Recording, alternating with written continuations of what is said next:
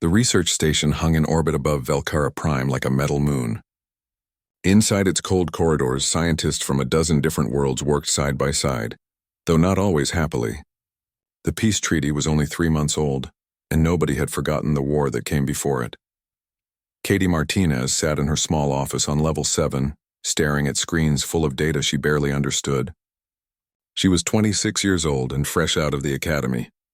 This was her first real assignment, and so far it meant spending 10 hours a day looking at numbers while more senior scientists got to do the actual interesting work. The Velcarians ran the station. They were tall, scaled beings with sharp eyes and sharper attitudes. They walked like they owned every room they entered, which made sense since this was their planet below. Their leader, Commander Jaskara, made it very clear during the first week that humans were only here because the treaty required it. She had pulled Katie aside after a briefing and told her in plain words to stay away from the specimen areas. "Your kind is too soft," Jaskara had said, her voice rough like gravel. "You would not last 5 minutes with a real predator." Katie had nodded and kept her mouth shut. She needed this job. Earth was still proving itself to the galaxy, and every human out here carried that weight. One mistake could set relations back years. The specimens Jaskara mentioned were Raxcore beasts. Katie had seen videos during training and they still gave her nightmares. Adult Raxcore stood as tall as a horse and weighed 3 times as much. Their jaws could crush steel. Their claws could tear through ship hulls. They hunted in packs with frightening intelligence and they had never been tamed. The Velcarians respected them the way humans might respect a hurricane. You studied it, prepared for it, but you never tried to befriend it. The station housed 6 juvenile Raxcore in a high-security kennel on level 3. Katie had never been down there. Her job was data analysis, which meant she got second-hand information filtered through sensors and cameras. She told herself she was fine with that. The videos were scary enough. Her office was small but comfortable. She had brought things from Earth to make it feel like home. A photo of her parents. A plant that somehow survived the trip. Her worn work gloves that she used when handling equipment. She had a bad habit of leaving those gloves everywhere. They were under her desk on top of file boxes hanging off her chair.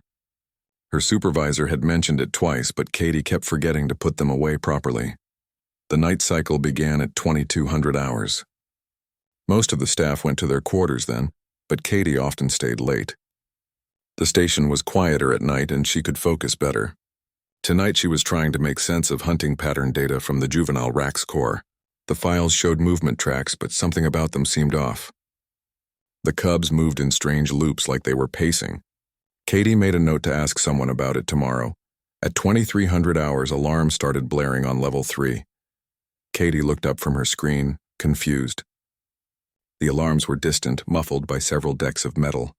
She checked her communication pad, but nothing came through. The system was supposed to send automatic alerts during emergencies, but her screen stayed blank. She stood and walked to her door, opening it slightly. The corridor outside was empty and quiet. Whatever was happening was far enough away that it had not reached her section yet. Katie hesitated. Should she go check? Should she stay put? Her training said to wait for instructions, so she went back to her desk. She did not know that a communication relay had failed. She did not know that level 3 was in complete chaos, and she definitely did not know that 3 small shapes had slipped through a damaged vent cover and were now moving through the station's maintenance shafts, heading toward quieter areas where they might feel safe. Katie worked for another hour. The data was finally starting to make sense.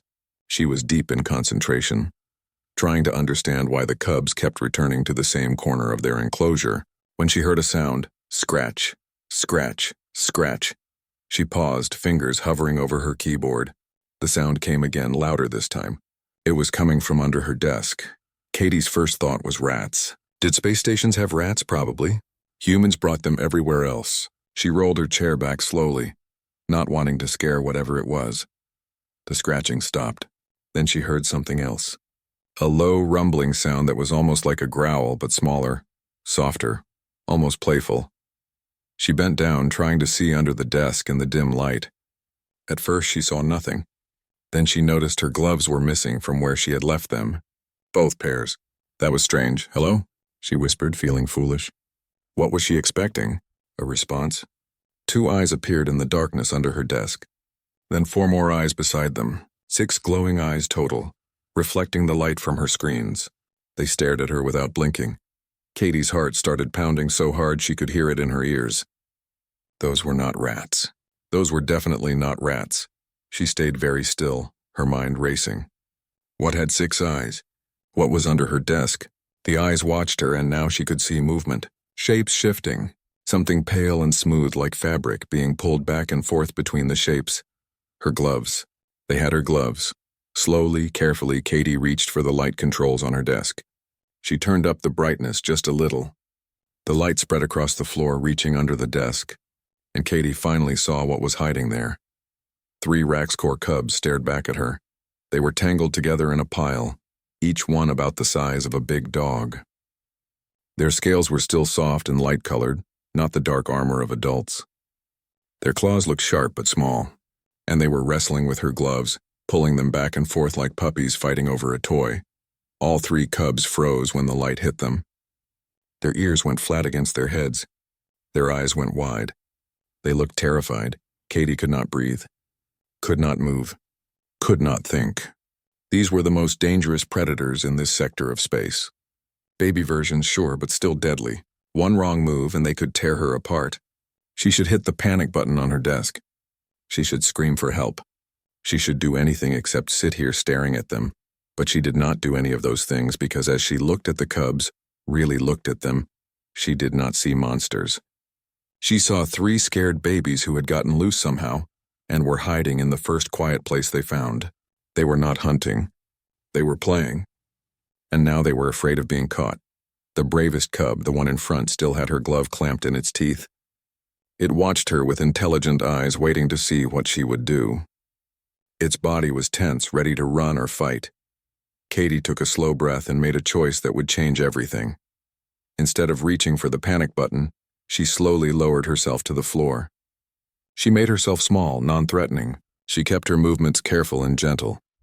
"Hey there," she whispered softly. "It's okay. You're safe." The cubs did not move. They watched her with those glowing eyes, their breathing quick and nervous. Katie kept talking, using the same calm voice she once used with her childhood dog back on Earth. Friendly, warm, safe. "Nobody's going to hurt you," she said. "I promise." The brave cub tilted its head slightly, ears twitching. It was listening. Actually listening to her words, or maybe just her tone. Katie was not sure which, but it gave her hope. She had no idea that 3 decks below, armed security teams were tearing apart the station looking for these exact 3 cubs. She had no idea that Commander Jaskara was threatening to space the entire kennel staff if the specimens were not found in the next hour. She had no idea that one human sitting on a floor, talking softly to terrified predator babies, was about to start a revolution in how the galaxy understood dangerous species. All Katie knew was that these cubs needed help, and she was going to give it to them. Katie sat on the cold floor of her office, barely breathing. The 3 Raxcor cubs remained frozen under her desk, watching her with those bright eyes. Minutes passed. Nobody moved. Her legs started to cramp from sitting still, but Katie ignored the discomfort. She had read somewhere that predators responded to calm energy. Stay relaxed, stay quiet, and let them come to you. Of course, that advice was meant for Earth animals, not alien death machines, but it was all she had. "You guys look cold," she said softly. It was true. Now that she looked closer, she could see the cubs were shivering slightly. Their scales were pressed flat against their bodies, and they huddled together for warmth. The station's temperature was set for the adult researchers who could handle the chill. Nobody had thought about what juvenile Raxcor might need. Katie slowly reached for her jacket, which hung on the back of her chair. The movement made the cubs tense, but they did not run. She pulled the jacket down carefully and laid it on the floor between herself and the desk. "Here," she said. "This might help." For a long moment, nothing happened. Then the brave cub, still holding her glove in its mouth, stretched its neck forward. Its nose twitched as it sniffed the jacket. The other 2 watched their sibling closely, waiting to see if this was safe. The brave cub dropped the glove and took a small step forward. Then another. It reached the jacket and sniffed it thoroughly, running its nose along the fabric. Apparently satisfied, it climbed onto the jacket and lay down. The other 2 cubs looked at each other. Some silent communication passed between them. Then they both scrambled out from under the desk and joined their sibling on the jacket. Within seconds, all 3 cubs were curled up together in a pile, their shivering slowly stopping. Katie felt something warm bloom in her chest. These were not monsters. They were just babies. One of the cubs, the smallest, made a soft chirping sound. The brave cub responded with a similar noise. They were talking to each other in their own language. Katie wished she knew what they were saying. The brave cub suddenly looked at her and made a different sound. It was questioning, almost curious. Then it did something that shocked Katie completely. It reached out with one paw and gently touched her hand. Katie froze. The cub's paw rested on her fingers, its claws retracted. It was warm and surprisingly soft. The cub tilted its head, watching her reaction. Slowly, carefully, Katie turned her hand over and let the cub sniff her palm. Its nose was wet and cold. After a moment, the cub made a pleased chirping sound and rubbed its head against her hand. Katie could not help but smile. It was just like a cat asking for pets. She carefully scratched behind the cub's ear.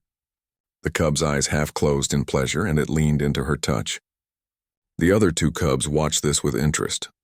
The smallest one made a jealous sound and crawled closer, demanding attention too. Before Katie knew it, she had 3 Raxcor cubs competing for her affection. They climbed over each other, chirping and making soft growling sounds that seemed more playful than threatening. When one accidentally scratched her arm with a claw, it immediately pulled back and made a worried sound. "It's okay," Katie assured it. "You didn't mean to." The cub sniffed the small scratch on her arm, then very gently licked it once. Katie laughed despite herself. Were they trying to apologize? That was weirdly adorable. She spent the next half hour playing with the cubs. They were fascinated by everything in her office. They investigated her plant, sniffing the leaves carefully. They pawed at her pens, making them roll across the floor. And they absolutely loved her gloves, taking turns carrying them around like treasures. Katie noticed things she would never have learned from data files. The cubs communicated constantly through chirps, growls, and body language. They took turns being brave, supporting each other. When one got nervous, the others would press close to comfort it. They were not just pack animals. They were a family. The thought made Katie's heart ache. These cubs had been taken from their mother and locked in a cold kennel for study. No wonder they escaped. They were probably terrified and lonely. A sudden loud crash from somewhere down the corridor made all 3 cubs jump. They scrambled back under Katie's desk, their brief trust evaporating. Katie heard voices shouting, footsteps running. The search teams were getting closer. Reality crashed back down on her. She had found the missing specimens, and she had not reported it. That was against every rule in the book. She could lose her job. She could lose her career. Humans were already on thin ice with the Velcarians, and she had just made it worse. But when she looked at the cubs huddled under her desk, shaking with fear, she could not bring herself to regret it. The footsteps grew louder. Katie could hear Commander Jaskara's voice barking orders. They were checking offices now, room by room. She had maybe 2 minutes before they reached her. Katie made a decision. She stood up and walked to her door, her heart pounding. When she opened it, she found herself face to face with a Velcarian security officer who had been about to knock. "Have you seen anything unusual?" the officer demanded. Katie kept her voice steady. "I found them." The officer's eyes went wide. "Found what?" "The cubs. They're in my office." Within seconds, Katie's small office was surrounded. Security officers filled the corridor, weapons drawn. Commander Jaskara pushed through the crowd, her face twisted with fury. "Stand aside, human," Jaskara ordered. "We will retrieve the specimens." Katie did not move from her doorway. "They're scared. If you go in with weapons and restraints, you'll traumatize them." "Traumatize them?" Jaskara's laugh was harsh. "They are Raxcor. They do not have feelings to traumatize. They are predators. They're babies," Katie said firmly. "And they're terrified." Jaskara's hand moved to push Katie aside, but another voice cut through the tension. "Wait." A human man pushed through the crowd. Chris Bennett was the diplomatic liaison and technically Katie's superior officer. He was older, maybe 50, with gray hair and calm eyes. He looked at Katie carefully. "You found them?" he asked. Katie nodded. "They're under my desk. They've been there for over an hour. Nobody's hurt." Chris turned to Jaskara. "Commander, perhaps we should hear her out. If the cubs have been with her for an hour and she's unharmed, maybe there's something we can learn here." "There is nothing to learn," Jaskara snapped. The human got lucky. We retrieve the specimens now before luck runs out. Give me 10 minutes, Katie heard herself say. Let me try to bring them out peacefully. If it doesn't work, you can do it your way. The crowd erupted in arguments. Valkyrians shouted that this was foolish. Other humans muttered that Katie was crazy. Security officers wanted to just stun everyone in the room and sort it out later. Commander Jaskara stared at Katie with cold eyes. You would risk your life for this? Katie thought about the cubs chirping at each other, about the smallest one licking her scratch, about how they had fallen asleep on her jacket, finally feeling safe enough to rest. Yes, she said simply. Jaskara's expression shifted to something Katie could not read. Respect? Confusion? Anger? Maybe all three. 10 minutes, Jaskara finally said. After that, we do this my way. Chris looked relieved. Thank you, Commander. Jaskara held up one scaled hand. But if the human gets injured, it is not our responsibility. She chooses this. Katie nodded. I understand. The crowd reluctantly backed away from her door. Katie stepped back into her office and closed the door behind her, shutting out all those watching eyes. Her hands were shaking now that the adrenaline was hitting her. The cubs were still under her desk, pressed together. They had heard all the shouting and were more frightened than before. Katie took a deep breath and sat down on the floor again. Hey guys, she said softly. I know that was scary, but I need your help now. The brave cub's ears twitched. It was listening. We need to go back to your room, Katie continued. I know you don't want to, but if we don't, those people outside are going to come in and force you. And that's going to be much worse, she held out her hand. Will you trust me? Just one more time? For a long moment, nothing happened. Katie's 10 minutes were ticking away. Outside, she could hear the security teams preparing their equipment. Then the brave cub slowly crawled out from under the desk. It walked up to Katie and head-butted her hand. The other two followed, staying close to their sibling. Katie stood up carefully. She untied her gloves from where they hung on her chair and tied them to her belt instead. The cub's eyes immediately locked onto the gloves. Want to follow these? She asked, making the gloves swing slightly. The smallest cub immediately pounced, but Katie lifted the gloves just out of reach. The cub jumped again, chirping with frustration. Its siblings joined in, trying to catch the gloves. Katie walked slowly toward her door, dangling the gloves. The cubs followed like she was the most interesting thing in the universe. She opened the door. Every eye in the corridor turned to watch as Katie Martinez walked out of her office with 3 of the galaxy's most dangerous predators trotting at her heels like puppies. The corridor fell completely silent. 20 armed security officers stood frozen, weapons half raised, staring at the impossible scene before them. A young human woman walked calmly down the hall while 3 Raxcor cubs followed behind her, occasionally jumping at the gloves tied to her belt. Katie kept her breathing steady and her movement slow. She talked to the cubs in that same soft voice, praising them when they stayed close. The cubs seemed to think this was a game. They chirped at each other and playfully batted at the swinging gloves. Commander Jaskara stepped forward, blocking Katie's path. Her scaled face showed complete disbelief. How are you doing this? I'm not doing anything special, Katie said honestly. They're just following the gloves. Cubs like to play. Raxcor do not play. They hunt. Katie glanced down at the smallest cub, who was currently rolling on its back, trying to catch its own tail. Are you sure about that? Jaskara had no answer. She simply stepped aside, gesturing for her security team to lower their weapons. The group formed a loose escort around Katie as she continued toward Level 3 in the Kennels. Chris Bennett walked beside Katie, keeping his voice low. You know you just violated about 15 different protocols, right? I know, Katie said. Am I fired? Probably. But let's get through this first. They took the elevator down to Level 3. The cubs did not like the elevator. They pressed against Katie's legs, making nervous sounds. She knelt down and let them lean against her, petting them gently until the doors opened again.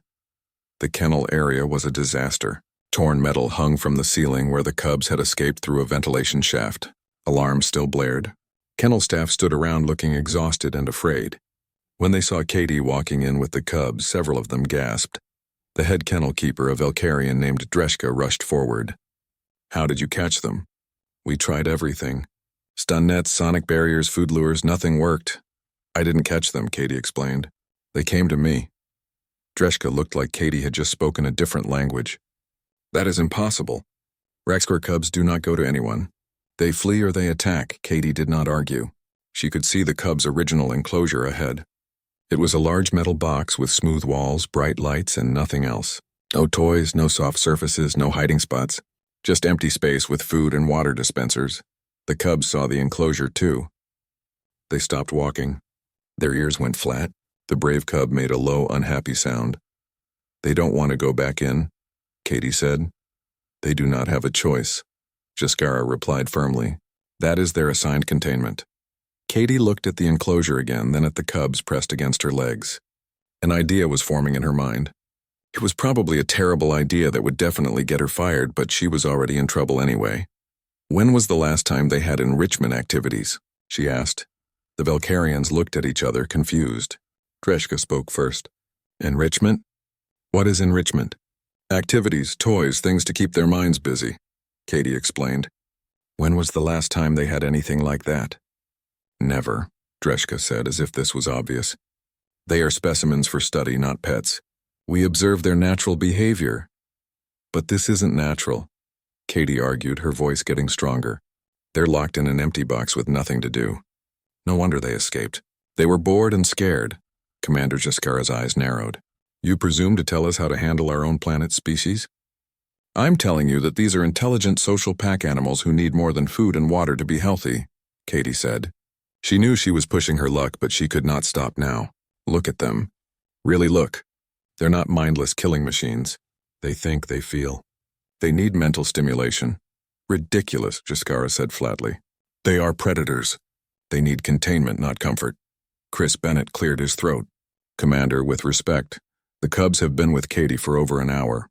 She's had physical contact with them multiple times. If they were truly just mindless predators, she would be dead. Perhaps there's something to what she's saying. Other researchers had gathered now, watching this debate. Some looked interested. Others looked skeptical. A few looked angry that a junior human was questioning established Velcarian methods. Katie pressed on. Give me 1 week. Let me try a different approach with the cubs. If it doesn't work, we go back to the old way.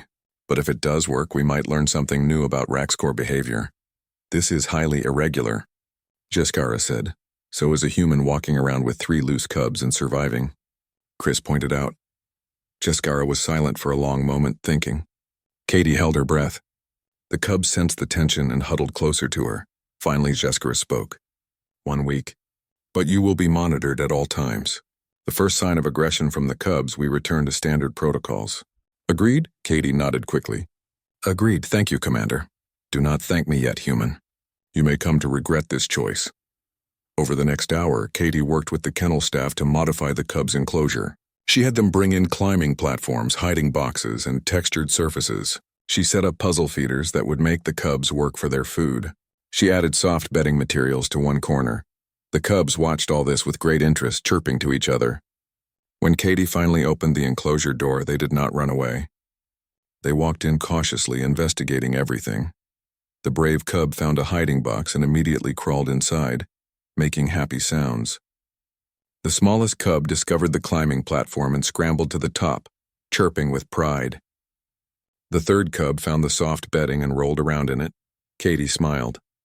This was what they had needed all along. Dreshka stood beside her, watching the cubs play. I have worked with Raxcor for 10 years. I have never seen them behave like this. Maybe nobody ever gave them a reason to, Katie said. That night, Katie collapsed in her quarters, exhausted. Her communication pad buzzed with messages. Some were supportive. Others were harsh, calling her reckless and stupid. She ignored them all and fell asleep immediately. She woke early the next morning and headed straight to the kennels. The night staff looked surprised to see her. How were they? Katie asked, referring to the cubs. Quiet, the night keeper said. They played for a few hours after you left, then slept. No escape attempts.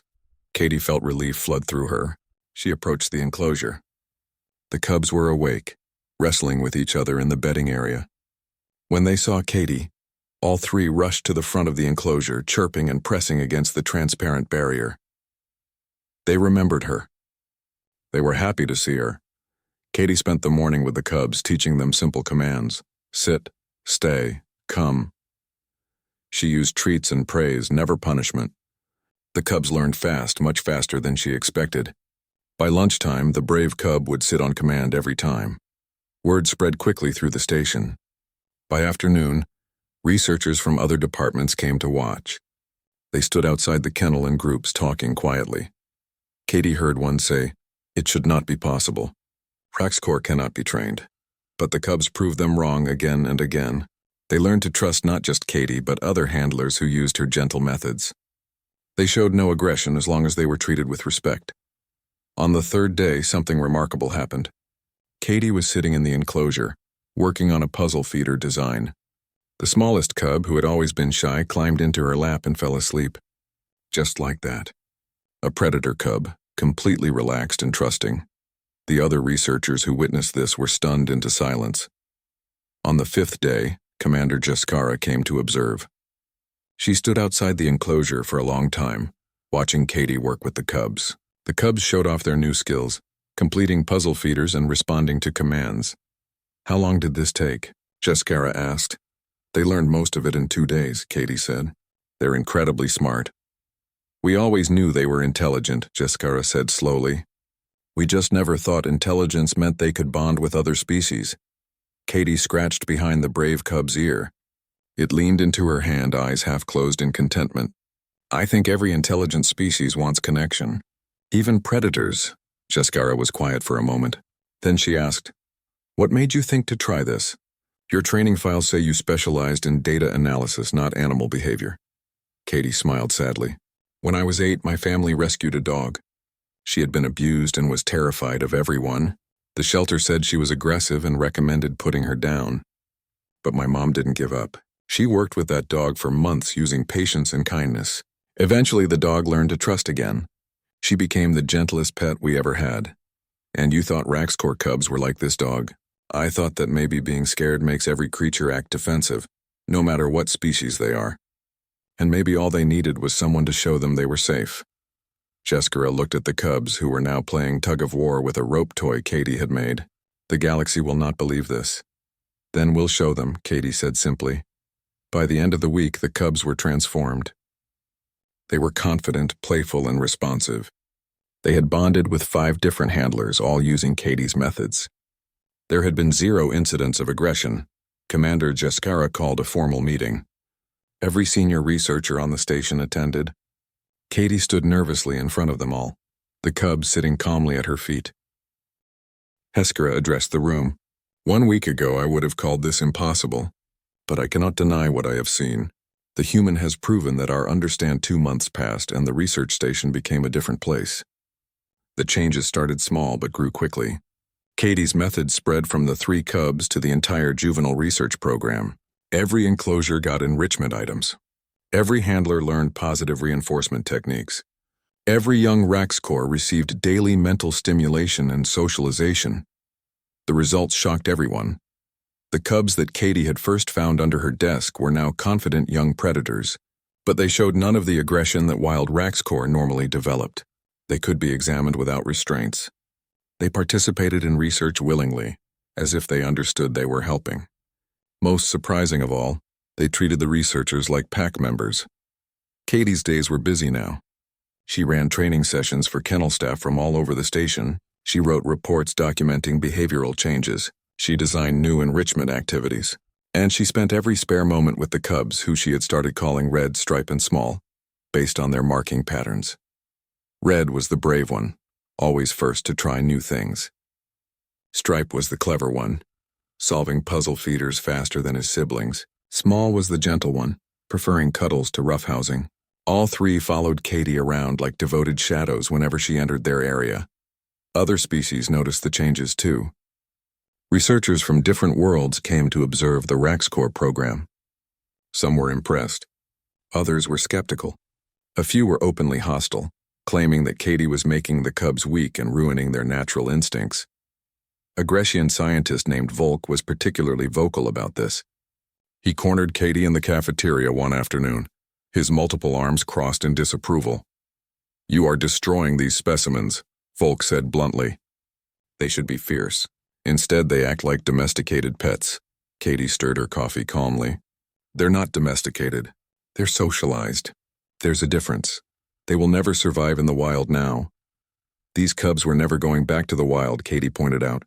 They were bred in captivity for research. The question isn't whether they can survive in the wild. It's whether we can study them effectively while giving them good lives. Folk made a dismissive gesture. Good lives. You apply human emotions to animals that cannot feel them. They feel, Katie said firmly. Every intelligent species feels.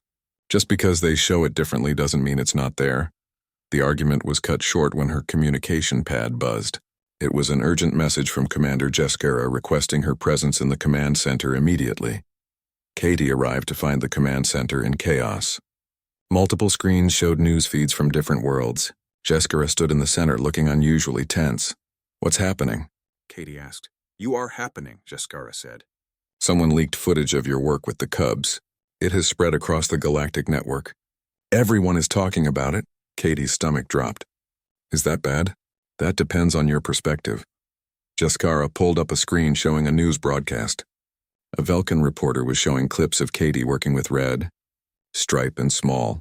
The Cubs were performing commands, playing gently with handlers and showing affection.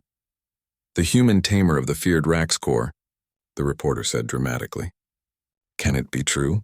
Has humanity discovered something that the Velkarian Empire missed about our own apex predators? More screens showed similar stories. Some praised Katie's work. Others questioned Velkarian competence. A few called it dangerous and irresponsible.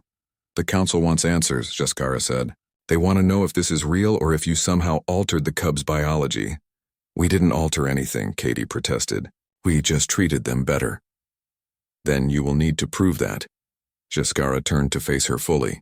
The Galactic Scientific Council is sending a delegation to inspect your work. They will arrive in 3 days. If they approve, your methods could change how we study dangerous species across the galaxy. If they do not approve, this entire program gets shut down and the Cubs return to traditional containment. Katie felt cold. What happens to the Cubs if that happens? Jeskara's silence was answer enough. The next 3 days were the most stressful of Katie's life. She prepared reports, organized demonstrations, and tried to keep the Cubs calm, despite the increased tension on the station. The Cubs sensed something was wrong. They stayed close to Katie, making worried sounds when she had to leave. The delegation arrived right on schedule. There were 7 members representing different major species. The Velkarian delegate was an old scientist named Krishok, who had spent 40 years studying Raxcor.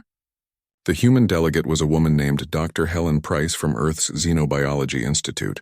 The others came from various council worlds, each bringing their own perspectives and biases. They spent the first day reviewing Katie's documentation. They questioned her methods, her training, her credentials. Some questions were genuinely curious. Others felt like attacks. You have no formal degree in animal behavior, Kreshok pointed out. Yet you claim to have revolutionized Raxcor handling. How? Katie took a breath. I don't claim to have revolutionized anything. I just paid attention to what the Cubs were telling me and responded appropriately. Raxcor do not tell anyone anything. They are not communication animals. All animals communicate, Katie said. Body language, vocalizations, behavior patterns. The Cubs were communicating their needs from the start. Everyone was just so focused on seeing them as dangerous that nobody noticed. Dr. Price leaned forward. Walk us through your first interaction again. You found 3 loose Cubs under your desk. Your training should have told you to call security immediately. Why didn't you? Katie thought back to that night. The 6 glowing eyes watching her. The shivering bodies. The terrified postures. Because they weren't attacking, she said simply. They were hiding. And I realized that if I called security with weapons and restraints, those Cubs would be traumatized. Maybe they would fight back and get hurt. Maybe they would learn that humans meant danger. Either way, it felt wrong. Felt wrong, Kreshok repeated. You made a critical decision based on feelings? I made a decision based on observation and empathy, Katie corrected. The Cubs were showing classic fear responses. Any handler on Earth would recognize those signals. Earth handlers work with Earth animals, another delegate said. Not alien apex predators. Fear is fear, Katie said. Across species, across worlds. When something is scared, you make it feel safe. That's not uniquely human. That's basic psychology. The second day, the delegation observed the Cubs directly. Katie demonstrated her training methods while Red, Stripe, and Small showed off everything they had learned. The Cubs were perfect. They responded to commands, completed complex puzzle feeders, and interacted gently with Katie and other handlers. When Katie sat down, all three immediately cuddled close to her, making their purring sounds. Krishak watched this with an unreadable expression. In 40 years, I have never seen a Raxcor voluntarily approach anyone with affection. Maybe nobody ever gave them a reason to, Katie said, echoing what she had told Dreshka months ago. Dr. Price asked to try handling one of the cubs herself. Katie agreed but gave careful instructions on body language and tone of voice. The human doctor knelt down and offered her hand to Stripe. The cub sniffed her cautiously, then rubbed against her hand just like he did with Katie. Incredible, Dr. Price breathed. He's choosing to trust me. The other delegates wanted to try too. One by one, they approached the cubs with Katie's guidance. Not all interactions went perfectly. A nervous delegate from Greshix moved too fast and Red backed away, showing signs of stress. But Katie stepped in immediately, calming Red and explaining what went wrong. See, she said to the delegates. He's not mindlessly aggressive. He's cautious because that delegate scared him. Once he feels safe again, he'll try again. She was right. 5 minutes later, with proper approach techniques, Red allowed the Greshix delegate to touch him. On the third day, the delegation toured the original kennel area, seeing the before and after comparisons. They reviewed behavior data showing decreased stress markers, improved cognitive development, and zero aggression incidents since Katie's methods were implemented. They interviewed other handlers who confirmed that the cubs were easier to work with, more cooperative, and showed no signs of being made weak by positive treatment. Finally, the delegation met privately to discuss their findings. Katie waited outside the conference room with Chris Bennett and Commander Jeskara. She could hear raised voices through the door but could not make out the words. Whatever happens, you did good work here, Chris said quietly. Even if they shut it down, you proved something important. They won't shut it down, Jeskara said, though she did not sound completely certain. The evidence is too strong. The door opened. The delegates filed out, their expressions mixed. Kreshak stepped forward as the lead Velkarian delegate. We have reached a decision, he said formally. After careful review of all evidence, documentation, and direct observation, we find that the methods employed by Specialist Martinez are not only effective but represent a significant advancement in xenobiological research. Practices. Katie felt her knees go weak with relief, Kreshak continued.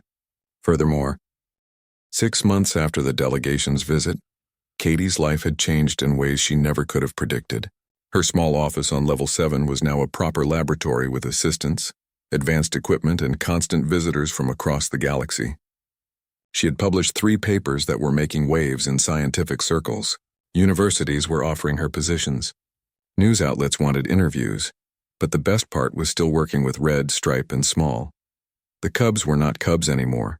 They were adolescents nearly as large as adult Raxcor. Their scales had darkened and hardened. Their claws were deadly sharp. Their strength could crush bone. By all traditional understanding, they should have become dangerous by now, unpredictable and aggressive as their predator instincts took over. Instead, they were the gentlest creatures Katie had ever worked with. Red still followed Katie everywhere she went in the research area, his massive head often resting on her shoulder when she sat down. Stripe had become obsessed with puzzle toys and could solve complex problems that stumped some of the researchers. Small, despite being the largest of the 3 now, still loved cuddles and would carefully position himself so Katie could scratch behind his ears without straining. The success with these 3 had led to expansion.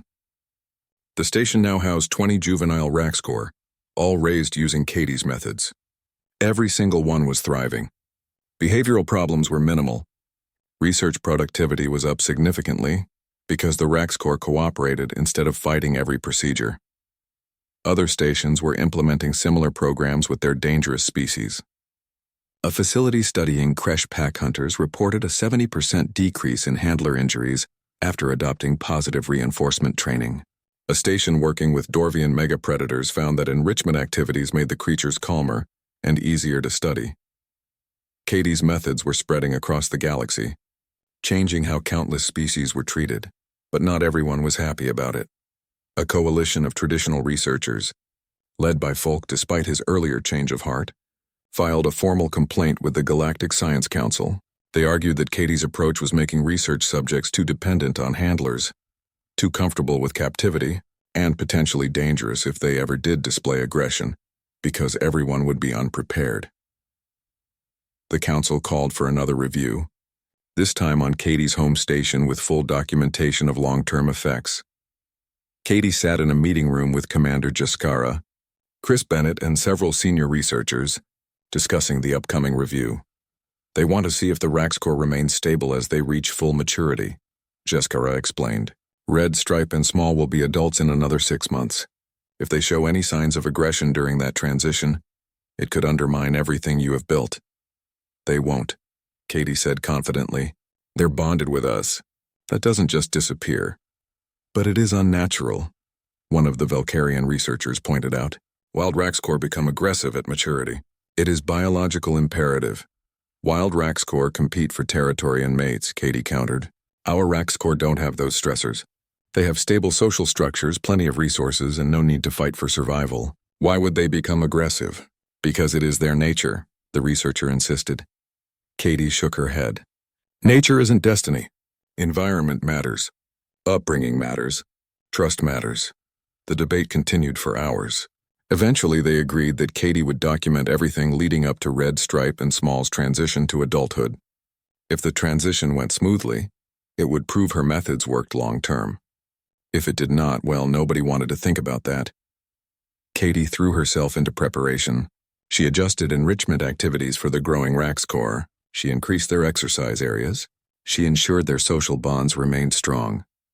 And she spent even more time with them, talking to them, playing with them, reassuring them as their bodies changed. Red was the first to show signs of reaching full maturity. His size increased dramatically over 2 weeks. His vocalizations deepened. His hunting instincts became sharper during feeding times. The traditional researchers watched this nervously, expecting aggression. Katie watched it calmly, seeing nothing but a young predator growing up. One morning, she arrived at the research area to find the staff in panic. Red had refused to allow anyone into his space during the night shift. He had growled and showed his teeth. The Nightkeeper had been too frightened to investigate further. Katie's heart sank. Was this it? Was Red finally showing the aggression everyone predicted? She approached his enclosure carefully. Red was pacing along the back wall, his body tense. He looked up when Katie arrived and made a low sound. Not a growl. A whine. Katie recognized that sound. It was pain. Open the door, she told the nervous kennel staff. But he growled at us, one protested, because you were strangers coming at him when he wasn't feeling well. Open the door. Reluctantly, they opened it. Katie walked in slowly, speaking softly. Hey, Red, what's wrong, buddy? Red limped toward her, favoring his right front leg. When he reached Katie, he carefully lifted the paw and held it out to her. Katie examined it gently and found a sharp piece of metal lodged between his paw pads. It must have been incredibly painful. Oh, you poor thing. Why didn't you tell anyone? Red made another whining sound and leaned his massive head against her shoulder. Katie called for the medical team. They were hesitant to approach, but Katie stayed with Red the entire time, keeping him calm while they removed the metal shard and treated his paw. Red did not growl once. He just held still, trusting Katie and the medical team to help him. Afterward, as Red rested with his bandaged paw, the traditional researchers had to admit that his behavior had not been aggression. It had been pain and fear of strangers. With Katie, someone he trusted, he had been completely gentle even while injured. Stripe's transition came next. He became more territorial about his enrichment items, not wanting to share with his siblings. The staff worried this was the beginning of aggressive behavior. Katie saw it differently. She set up separate enrichment stations so each Raxcor could have their own space and toys. The territorial behavior disappeared immediately. Stripe had not been aggressive. He had been frustrated about resource competition. Small's transition was the easiest. He just got bigger and more affectionate. His favorite thing was still lying next to Katie while she worked, occasionally nudging her hand when he wanted attention. All 3 Raxcor reached full physical maturity without a single aggressive incident toward handlers. They remained gentle, cooperative, and deeply bonded with the research team. The council sent a new inspection team. This time, even the most skeptical delegates could not deny the evidence. Adult Raxcor, raised with respect and positive reinforcement, were safer to work with than juveniles raised in traditional containment. Dr. Price returned as part of the inspection team. She spent a full day with Katie and the Rax Corps, asking detailed questions and taking extensive notes. At the end of the day, she sat with Katie in her office while Small dozed under the desk, just like the Cubs had done all those months ago. "You know what you've done, right?" Dr. Price said. "You haven't just changed how we study Rax Corps. You've changed how we think about predators across the galaxy, about fear, about control, about relationship between researchers and subjects." Katie scratched Small's ear with her foot, making him purr in his sleep. "I just showed that kindness works better than fear." "That's a very human perspective," Dr. Price said with a smile. "Most species would have stuck with what they knew, kept using force and restraints because that's how it had always been done. But humans, you people have this strange habit of looking at something everyone says is impossible and deciding to try anyway. Maybe we're just stubborn. Maybe you're just optimistic, enough to believe things can be better." Dr. Price closed her notebook. "The Council is going to officially adopt your protocols as the galaxy-wide standard for handling potentially dangerous research subjects. Every major institution will be required to implement them." Katie felt overwhelmed. "That's a lot of responsibility. You'll have help. They're creating an entire department for this and you'll lead it. You'll train specialists from every major species. Your methods will save lives, both researchers and research subjects." After Dr. Price left, Katie sat in the quiet of her office with Small's steady breathing filling the space. Red and Stripe were in the next room, probably wrestling over a toy. She could hear their playful growls through the wall. She thought about that first night, finding 3 terrified cubs under her desk. She had made a choice then that could have gone very wrong. She could have been hurt. She could have failed. She could have lost everything, but she had trusted her instincts. She had shown compassion when others showed fear, and it had changed everything. A few days later, Commander Jaskara requested a private meeting. Katie arrived at her office uncertain what to expect. The Velcarian commander had been supportive lately, but old habits of military formality died hard. Jaskara gestured for Katie to sit. "I wanted to speak with you before the council announcement becomes official. Is something wrong?" "No. Something is right, and I wanted to acknowledge it properly." Jaskara's expression softened in a way Katie had never seen before.